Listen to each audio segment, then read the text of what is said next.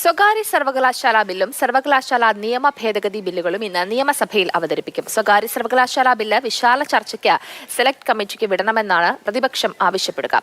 എന്നാൽ സബ്ജക്ട് കമ്മിറ്റിക്ക് അയച്ച് ഈ സമ്മേളന കാലത്ത് തന്നെ പാസാക്കാനാണ് സർക്കാർ തീരുമാനം.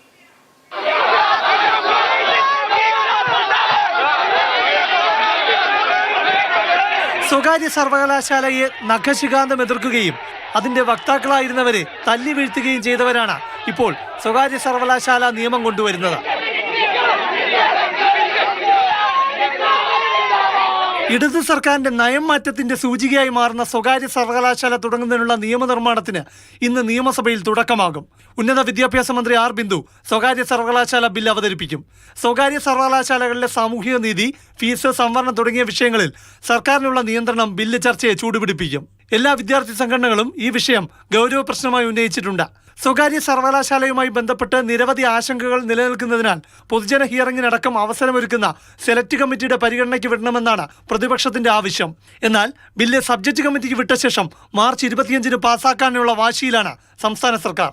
എന്താ തിടുക്കം? ഇപ്പൊ ഈ ഗവൺമെന്റിന്റെ 4-ാം കൊല്ലല്ലേ ഇത്? നമ്മളെ സർവകലാശാലകളൊക്കെ അസലായിട്ട് പ്രവർത്തിക്കുന്നുണ്ട്.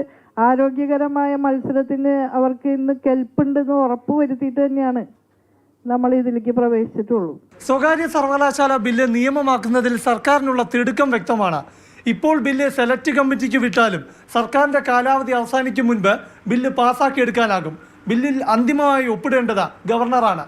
ഇപ്പോൾ ഗവർണറുമായുള്ള ബന്ധം ഊഷ്മളമായതുകൊണ്ട് തന്നെ ബില്ല് പാസ്സാക്കിയെടുക്കാം എന്ന തന്ത്രം കൂടിയാണ് സർക്കാർ പയറ്റുന്നത്.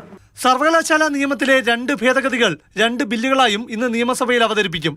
ഉന്നത വിദ്യാഭ്യാസ മന്ത്രിക്ക് കൂടുതൽ അധികാരങ്ങൾ ഒരുക്കുന്ന സർവകലാശാല നിയമ ഭേദഗതി ബില്ലിൽ മന്ത്രി ആർ ബിന്ദുവിന് ഗുണകരമാകുന്ന ഒരു വകുപ്പ് കൂടി ഉണ്ടെന്ന ആരോപണം ഉയർന്നിട്ടുണ്ട്.